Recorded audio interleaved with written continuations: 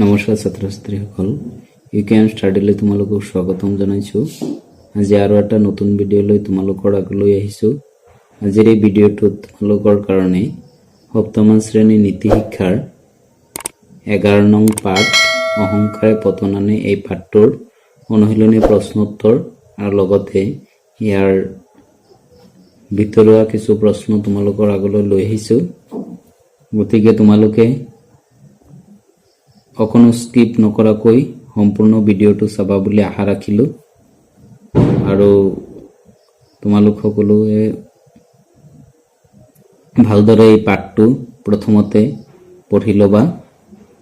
পঢ়ি ল'লে ইয়াৰ ভিতৰুৱা যিকোনো প্ৰশ্ন আহিলে তোমালোকে পাৰিবা, লগতে ইয়াৰ প্ৰশ্নোত্তৰখিনিও মুখস্থ কৰিবলৈ বা মনত ৰাখিবলৈ তোমালোকৰ সুবিধা হ'ব। গতিকে তোমালোকে এতিয়া ভিডিঅ'টো আৰম্ভ কৰি আছোঁ, ভালদৰে চাবা। 1 নম্বৰ প্ৰশ্ন, ৰামশাস্ত্ৰীয়ে নৈৰ সিপাৰৰ গাঁও এখনলৈ যাবলৈ কিয় ইচ্ছা কৰিছিল?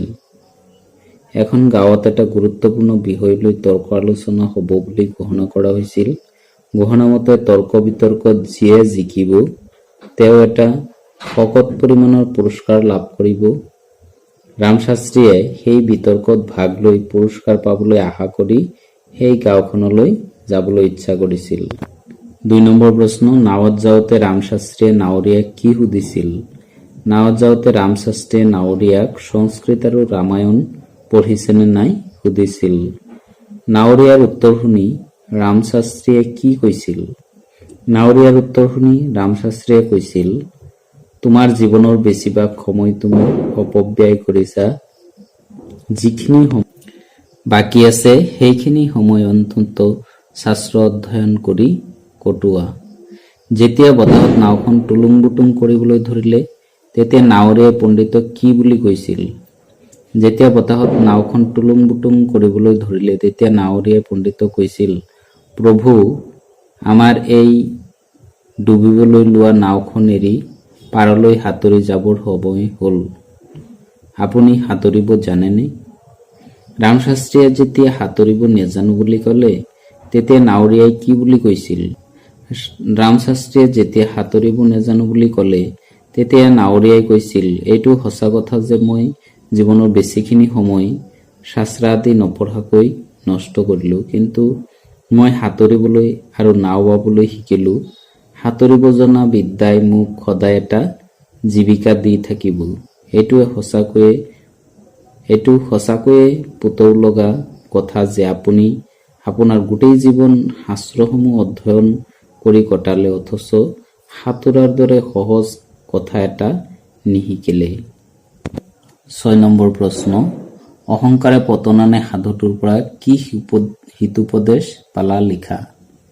জ্ঞানেই হ'ল শক্তি, কিন্তু যি মানুহে জ্ঞান আহৰণ কৰে সি নিজৰ আৰু পৰৰ কাৰণে দৰকাৰী আৰু ফলপ্ৰসূ হ'ব পাৰে। জ্ঞানে মানুহৰ মনৰ অহংকাৰ দূৰ কৰি নম্ৰ হ'বলৈ শিকায়। এইখিনি আছিল অনুশীলনী প্ৰশ্নোত্তৰ। এতিয়া মই এই পাঠৰ 2-3টা অতিৰিক্ত প্ৰশ্নোত্তৰ উলিয়াইছোঁ। ইমান এটা অতিৰিক্ত প্ৰশ্নোত্তৰ এই পাঠত নাই। গাঁওখনত থকা পণ্ডিতজনৰ নাম কি? ৰামশাস্ত্ৰী। ৰামশাস্ত্ৰী কেনেকুৱা স্বভাৱৰ ব্যক্তি আছিল? ৰামশাস্ত্ৰী এজন সংস্কৃত ভাষা আৰু সাহিত্যত পটু ব্যক্তি আছিল। তেওঁ তৰ্ক বিদ্যাতো নিপুণ আছিল। 3 নম্বৰ আৰু এইটো অন্তিম প্ৰশ্ন, সেই গাঁৱত কিহৰ আলোচনা হ'ব বুলি ঘোষণা কৰিছিল? সেই গাঁৱত এটা গুৰুত্বপূৰ্ণ বিষয় লৈ তৰ্ক আলোচনা হ'ব বুলি ঘোষণা কৰিছিল আৰু যিজন এই আলোচনাত জিকিব তেওঁ এটা শকত পৰিমাণৰ পুৰস্কাৰ লাভ কৰিব। এইখিনি আছিলে এই পাঠটোত থকা অতিৰিক্ত প্ৰশ্নোত্তৰ।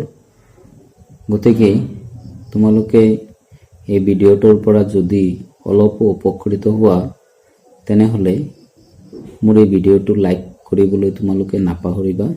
আৰু মৰমৰ ছাত্ৰ ছাত্ৰীসকল, তোমালোকে যদি এতিয়াও কোনোবাই এই চেনেলটো ছাবস্ক্ৰাইব কৰা নাই তেনেহ'লে মোৰ এই চেনেলটো ছাবস্ক্ৰাইব কৰি দিবা আৰু লগতে কাষতে থকা বেল আইকনটো দবাই দিবা, যাতে মই বনোৱা সকলো ভিডিঅ'ৰ আপডেট তোমালোকে লগে লগে পাব পাৰা।